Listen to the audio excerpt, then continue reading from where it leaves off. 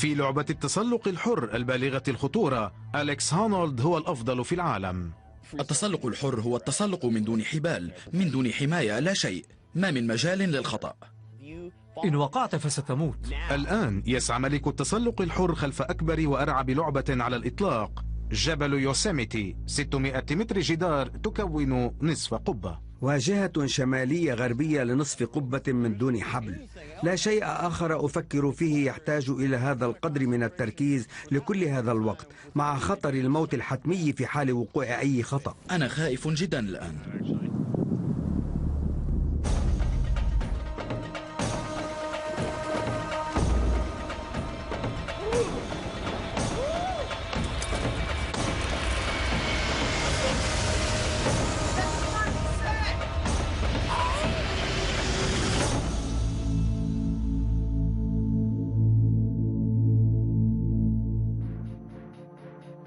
التسلق الحر ربما ما من رياضة مثلها تضع المرء عند هذا المفصل الحاسم، إما النجاح أو الموت المحتم. التسلق الحر يعني عدم استعمال الحبال. إنه أعظم نوع من أنواع تسلق الجبال الذي عرفه الإنسان. من دون حبال لا شيء يمنع سقطة قاتلة، ما يجعل التسلق الحر أخطر طريقة للتسلق. ثمة حوار عقلي قوي والتزام قوي من الخوف والمخاطرة. ما من فرصة ثانية في التسلق الحر، ما من شبكة أمان، لا شيء. إذا وقعت تهبط وترتطم بالأرض وتموت. نظرا إلى هذه المخاطر، فإن ممارسي التسلق الحر هم عدد صغير من مجموعة النخبة، وعلى رأس هذا العدد أشجع الشجعان يقف بطل فريد. كلنا من تكون وكم مضى على ممارستك التسلق؟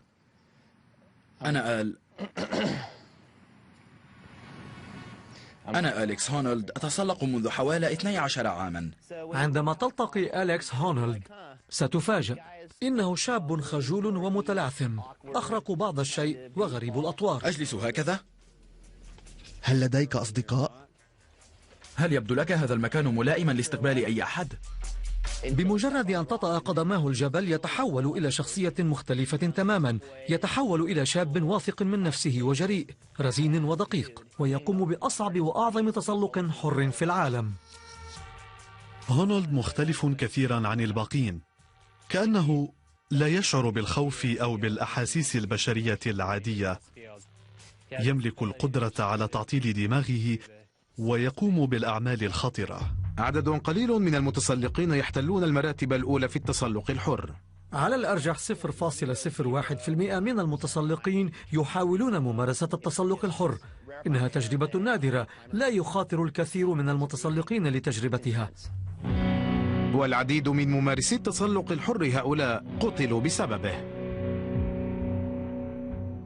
ماذا يمكن أن يفعل المرء من دون حبال؟ إنه أمر صعب وخطير لمجرد التفكير فيه. سار أليكس في هذا الطريق وهو يحدث تقدما طبيعيا، فمع تحكم عقلي يكتسب شكلا أفضل وخططا أكبر وطموحات أكثر. عادة عندما أتسلق يكون التحدي في القدرة على إنجاز الحركات بشكل مثالي، بحيث أشعر بالأمان التام، لكنني لا أزال أحاول دفع نفسي في التسلق الحر بقدر ما أستطيع.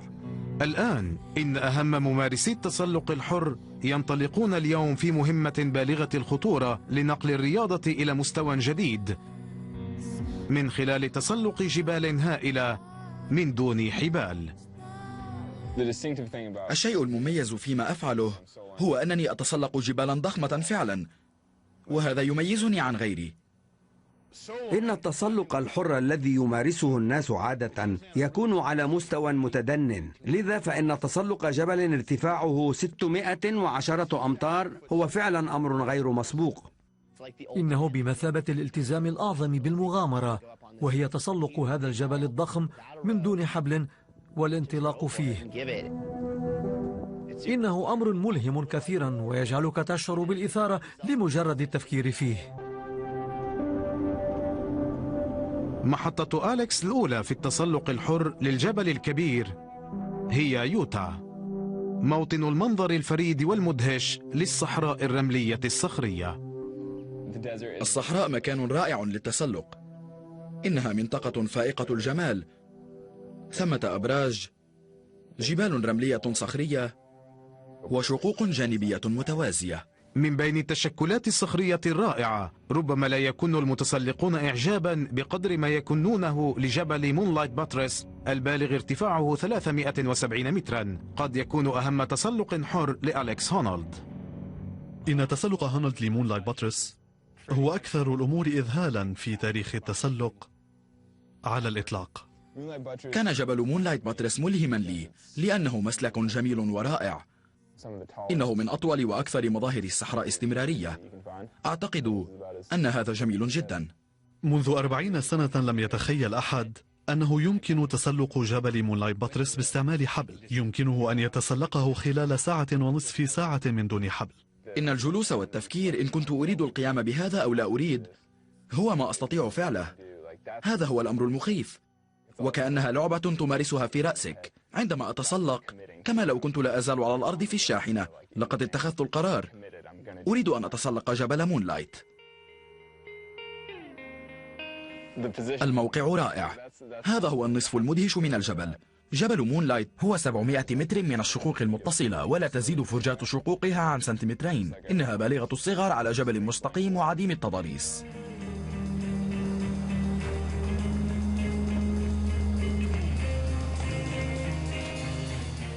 تضع أصابعك في الشق وتديرها قليلا نحو الجانب وتثبت هناك.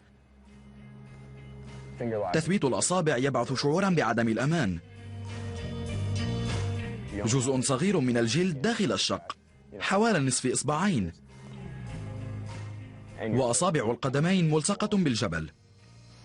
إذن جزء صغير من جسمك ملامس للجبل والباقي في الهواء الطلق.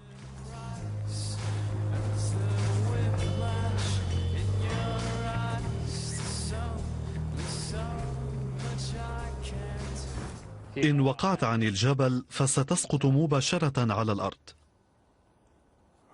القدرة على تجاهل 305 أمتار من الهواء والمحافظة على الأداء والتركيز مذهلة. لا أحد يستطيع فعل هذا كما يفعل هو.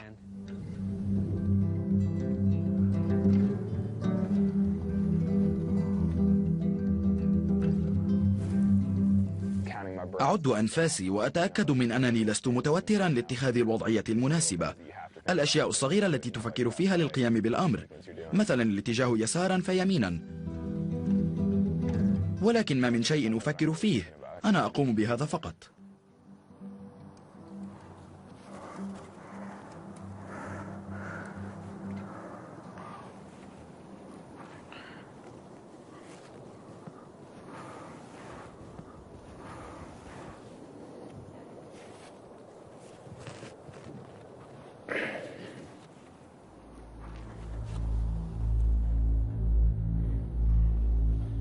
عند حوالي 230 مترا على جبل مونلايت تصل إلى أصعب نقطة من الذروة. إنه شعور رائع لأنك تكون في خطر كبير. جزء صغير جدا من إصبعك معلق بالشق، وقدماك في مكان ضيق جدا، كأنك تدوس في الفراغ. جزء صغير من الجسم يلامس الجبل، كأن جسمك بالكامل معلق في الهواء. أحيانا عندما أمارس التسلق الحر أمر بلحظات من القلق.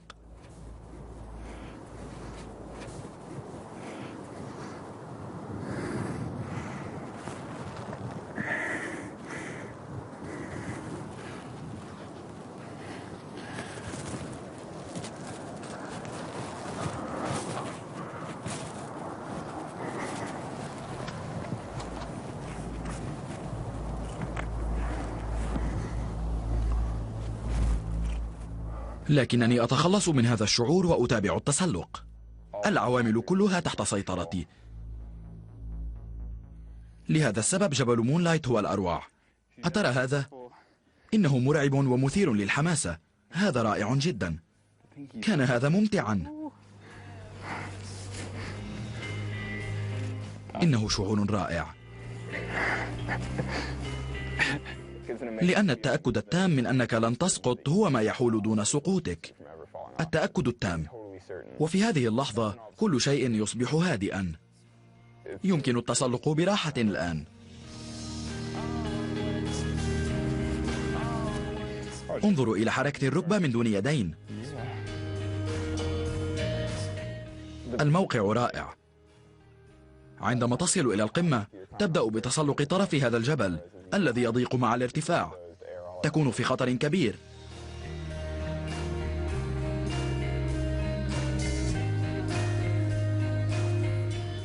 كان الأمر رائعا.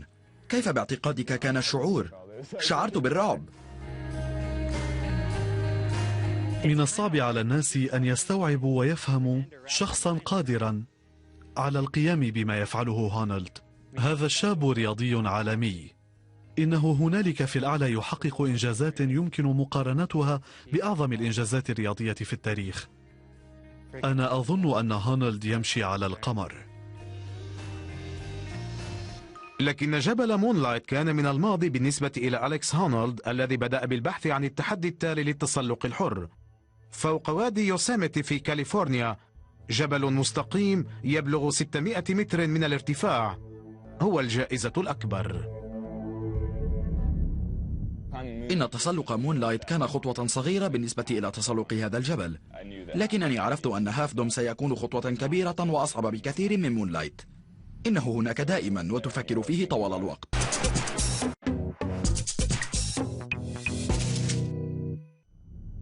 للتحضر نفسيا لتحدي التسلق الحر يتوجه أليكس إلى المكان الذي انطلقت منه مغامرات التسلق. نحن في منزل والدتي، منزل طفولتي. مرحبا أمي، أحضرت لك صحيفة. حقا؟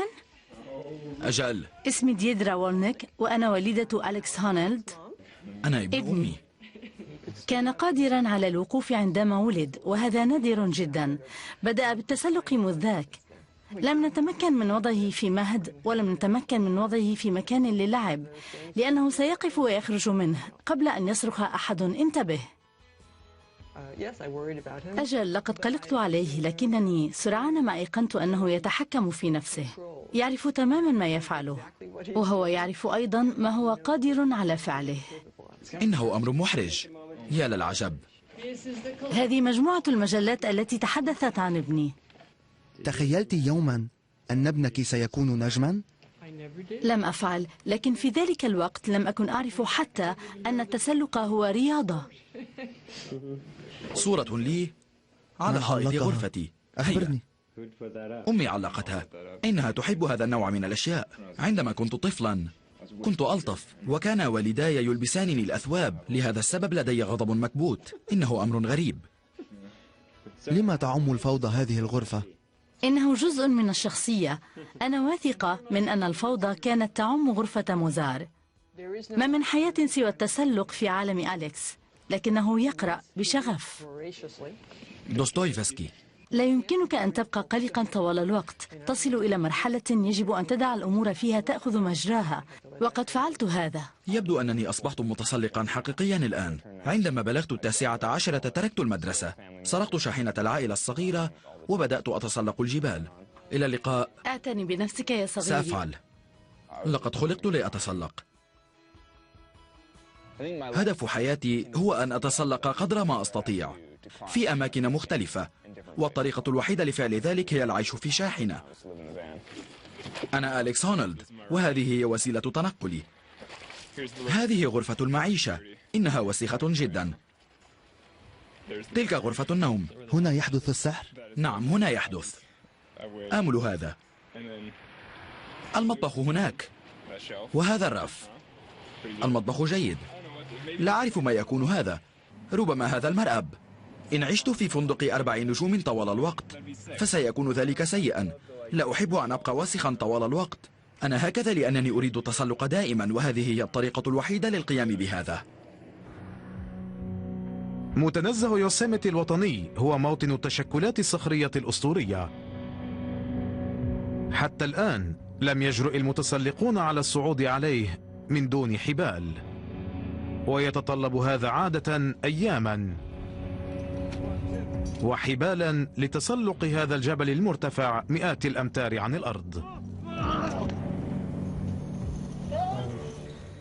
إن فكرة تسلق هذا الجبل الضخم من الجرانيت من دون حبال رهيبة، مع كل ما يتطلبه ذلك للمحافظة على الثبات لتسلق 610 أمتار الذي يتطلب ساعات. لا شيء أخطر على بالي يتطلب هذا الكم من التركيز لكل هذا الوقت، مع خطر الموت المحتوم في حال ارتكاب أي خطأ. من أي مكان من الوادي يمكنني أن أرى الجبل يرتفع فوقي. إنه هذا الجبل الضخم والكامل، إنه فائق الجمال. كان هافدوم خطوة كبيرة لي، لأن كبره يساوي ضعفي ما سبق أن تسلقته، وهو أكثر روعة ورهبة. إنه ضخم. ارتفاع هافدوم يبلغ 610 أمتار. إنه من الواجهات الأكبر والأكثر استقامة في يوسيميتي، وهو الأكبر الذي يتم تسلقه. في عام 57 قاد رويل روبنز فريقا وشق طريقه طوال 5 أيام، وكان الأمر مدهشا. كانت واجهة هافدوم قائمة هناك، وكانت تقول لي جربني إن كنت تجرؤ. كنا قلقين بعض الشيء حيال الأمر. كنت من المتسلقين للواجهة الشمالية الغربية التي تسلقناها خلال 5 أيام، وفي ذلك الوقت كان هذا التسلق الأول في شمال أمريكا. وكان الأمر مخيفا، كان ضخما، شعرنا بأننا دخلنا عالما مختلفا. وقد أظهر للمتسلقين ما كان ممكنا، وهو تسلق هذه الجبال. إن أخبرني أحد عام 57 أن أحدا قد يتسلق هذا الجبل من دون حبال خلال ساعات، لقلت له إنه مجنون. من المثير للاهتمام أنه منذ 51 سنة تجرأ أحد وتسلقه من دون حبال. هذا يمثل ما يحدث الآن في عالم الرياضة.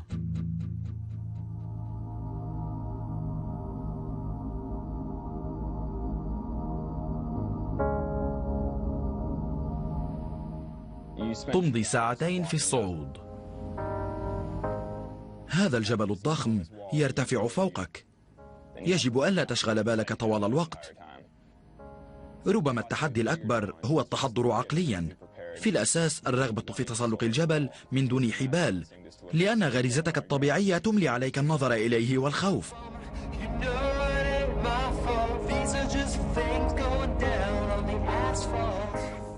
ما من وقت آخر في التسلق يجبرك على أن تكون صادقا مع نفسك، كما هي الحال في التسلق الحر.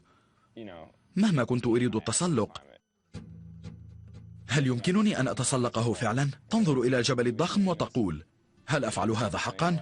ثم تضيف: لا بأس، سأفعل هذا، وتنطلق.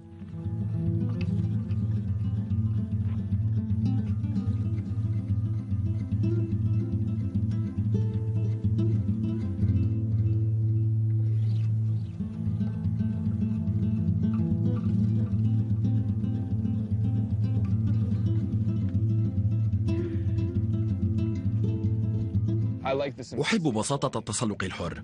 ما من معدات عليك، ليس معك شريك، تتحرك بشكل أسرع. لا تتسلق أبدا بشكل أفضل من التسلق الحر، وهو الجزء الممتع في الأمر. تتسلق الجبل بشكل رائع.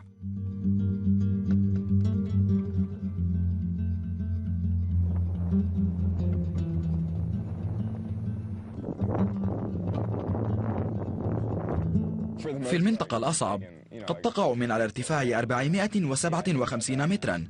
أجل، أفكر في هذا الأمر، وأفكر في مدى بشاعته. يجب أن أكون مدركا تماما نهاية الموضوع. سأفعل شيئا وسيكون جنونيا، وسيكون غاية في الروعة، وإلا فإن محاولتي ستفشل، وستكون أبشع 4 ثوان في حياتي عندما أقع على الأرض.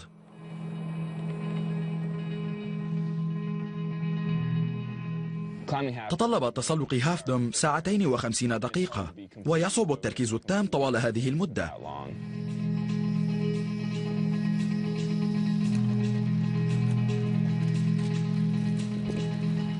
عادة عندما أتسلق يكون لدي سلاح عقلي. يمكنك أن تقول إنك في منطقة الخطر، لكن لدي شيء يحمي رأسي من التفكير كثيرا، ولأي سبب كان على جبل هافدوم أخسر السلاح الذي أملكه.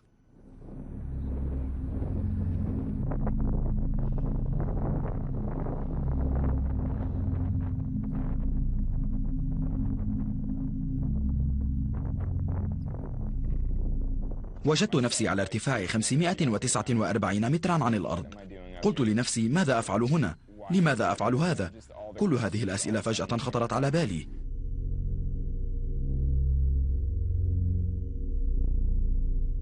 أعتقد أن الشك هو الخطر الأكبر في التسلق الحر، لأنك حالما تبدأ بالتردد سينتهي أمرك. لحظة فقط، أنا مرعوب. أصاب بالانهيارات العصبية الخفيفة. لم يحصل لي هذا من قبل. عد إن كنت لا تشعر بالأمر. هذا هو الأمر. أنا خائف. لم يحصل شيء في الواقع. حدث كل شيء في رأسي عندما وقفت هناك. في لحظة ما تقبلت ما يحدث، ومن ثم تسلقت الجبل. أجل، كان من الرائع الهروب من سجني الصغير. لم أشعر بالهلع هكذا في حياتي كلها، وهذا ما كنت أفعله.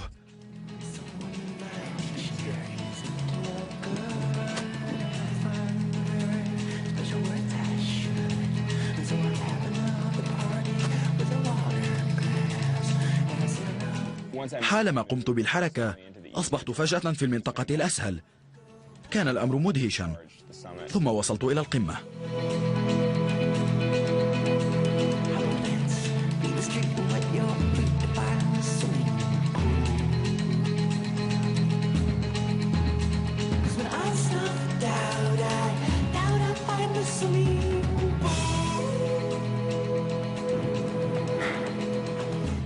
واجهة هافدوم الشمالية الغربية من دون حبال إنه أمر مدهش حتى عند التفكير في القدرة العقلية اللازمة للقيام بهذا.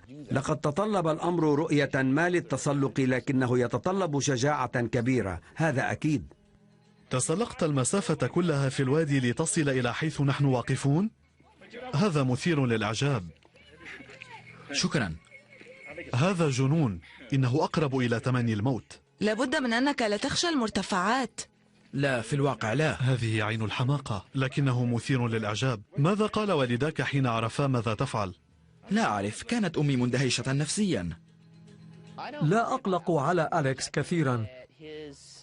أظن أن تفكيره قوي، وأعتقد أن دوافعه للقيام بما يفعل نقية. ثمة أسباب كثيرة لتسلق جبل كهذا، لأن الجبل جميل جدا، لأنه يصعب علي تسلقه. أريد أن أفعل شيئا ما أتحدى نفسي فيه، وخصوصا لأنه لم يسبق لأحد أن تسلقه. أعتقد أن أليكس سيعيش حياة طويلة وسعيدة، ربما ليس مع الكثير من الفتيات ولكن مع الكثير من التسلق الحر.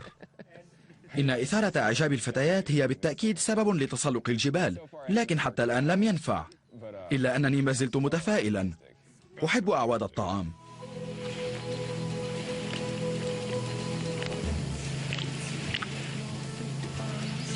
أشعر بأنني قرد يستعمل قشة لالتقاط النمل.